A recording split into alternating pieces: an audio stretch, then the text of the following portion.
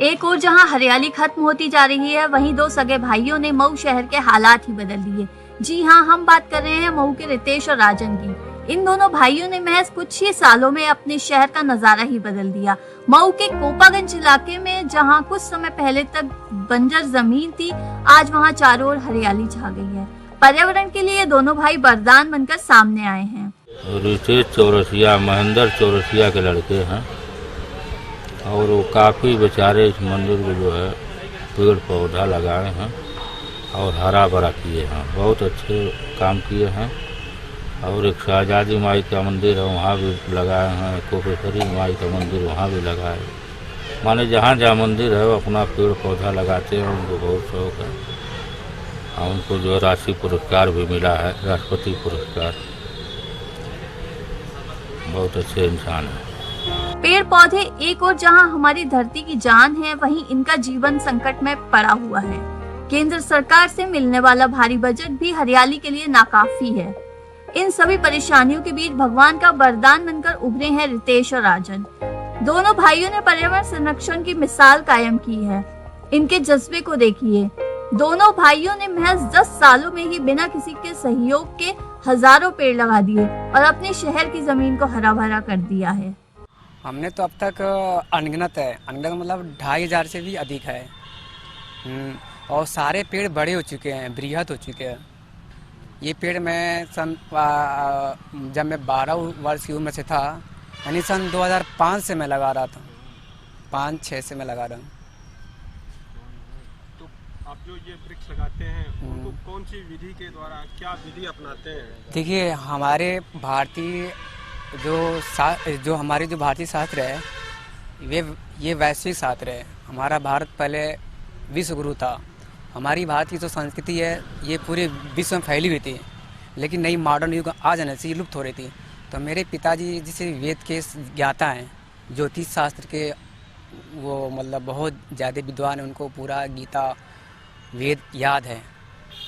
तो उन्होंने मुझको बताया कि तू गड्ढा पहले गर्भगृह खनो, धरती माँ का पहले गर्भगृह खनो, फिर गर्भगृह का पूजा करो, गर्भ, उसके बाद आचमन शिखा पूजन करके जल फूल डाल के फिर उसके बाद पेड़ लाओ। पेड़ हम लोग लाते थे बाकायदे पूजा पाठ करके, आवाहित सभी देवताओं को आवाहित करके ही लगाते थे, ज्योतिष शास्त्र के अनुसार, वैदिक ज्योतिष शास्त्र के अनुसार ही लगाते थे।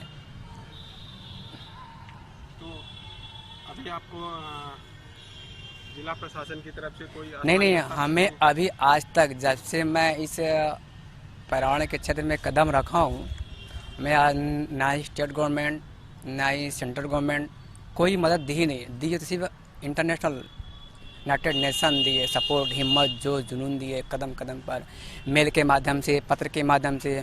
हमें तो यूनाइटेड नेशन जब ये बात पहुंची तो हमको किताबें दिए पढ़ने के लिए, इन्वायरमेंट संबंधित, कपड़े दिए, जूता दिए, बहुत कुछ दिए। भारत सरकार कुछ नहीं दी। भारत सरकार जागरूक है ही नहीं, तो देगी कहाँ से? पर्यावरण को बचाने के लिए किस तरीके की मुहिम लोगों को करना चाहिए? क्या देखिए, समय के हिसाब से मुहिम बदलती रहती है। समय जो मांगता है, कभी वायुमंडल दूषित होती है। जैसे इस समय हमारे देश में, पूरे वर्ल्ड में ऑटोमोबाइल बहुत तेज़ी से बढ़ी है, तो हमारी वायुमंडल दूषित हो रही है, नदियाँ दूषित हो रही हैं। तो मुहिम हर तरह की होती है। कोपागंज के अलावा आपने और कहाँ पे प्लांटेशन का काम किया? कोपागंज के अलावा पुराने कोपा और बापुंडे कॉलेज स्कूल है, लाडनपुर, बहुत सारी गांव हैं। फिर यहाँ कोपागंज चमरौटी गांव है, वहाँ पर हरिजन बस्ती, वहाँ पर मैंने लगाया।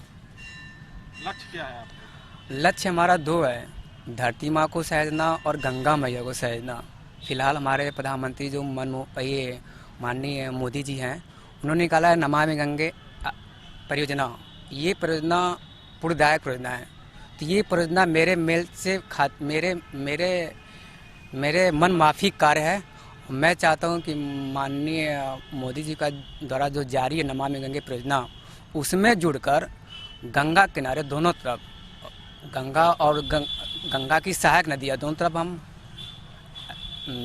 हरिशंकरी पौध, नवग्रह वाटिका लगाएं, ट्रीटमेंट प्लांट ही लगाएं, जिससे गंगा की जो धारा है शुद्ध, निर्मल, अविरल बन सके।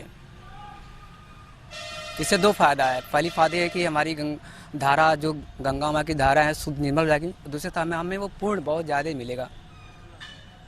जैसे मरने के बाद हमें फिर इस सिटी में आना ही नहीं पड़ेगा, वो पुण्य मिलेगा हमें। वो ये 84 लाख यूनिट के चक्कर लगाना नहीं पड़ेगा हमको। इसलिए कि हम जब इस कोपागंज अपने क्षेत्र में जब यहाँ कदम रखे तो पूरी ग्राउंड जो है पेड़ पौधे नहीं थे और बहुत लोग आते थे यहाँ। धूप नहीं, बहुत तेज धूप रहती थी, कोई यहाँ आता ही नहीं था पूजा पाठ। अगर आता था तो यहाँ से तो निकल जाते थे। तो हम सोचे क्यों ना हम धरती माँ का श्रृंगार करें। तो मेरे मन में अच्छी विचार आई तो मैं अपने वहाँ डेपो ऑफिस से पौधे ले आया और बकायदा ज्योति शास्त्र के अनुसार अपना गड्ढा खन के हमने वहाँ से लाए एक तरफ से पूरी बाउंड्री हमने प्लांटेशन किया। कितने पेड़ आपने लगाए? हमारे पेड़ तो अनगिनत हैं। कितने पेड़ तो हमारे बड़े हो गए, लोग वहाँ काट भी दिए गए और बहुत हैं, 2000 से ऊपर ही हो गए, कम नहीं होंगे हमारे। कहाँ कहाँ आपने किया वृक्षारोपण? यहाँ तो ये प्राचीन गौरी शंकर मंदिर है, फिर वहाँ पर प्राचीन काली माँ का मंदिर है। दो यहाँ हमारे जो पुराने कोपा गांव है, यहाँ दो मंदिर है काली जी के। तो वहाँ हमने पूरा बृहद स्तर किया। फिर और सरकारी विद्यालय में ये प्राइमरी पाठशाला डाकखाना के पीछे है, वहाँ भी हरिशंकरी पेड़ लगाए जो कि बहुत मोटा हो चुका है। बहुत जितने धार्मिक तीर्थ स्थल है हमारे क्षेत्र में ब्लॉक हर जगह लगाए। शहर में शायद ही कोई ऐसा कोना बचा होगा जहां इन दोनों भाइयों की बानगी देखने को ना मिली हो।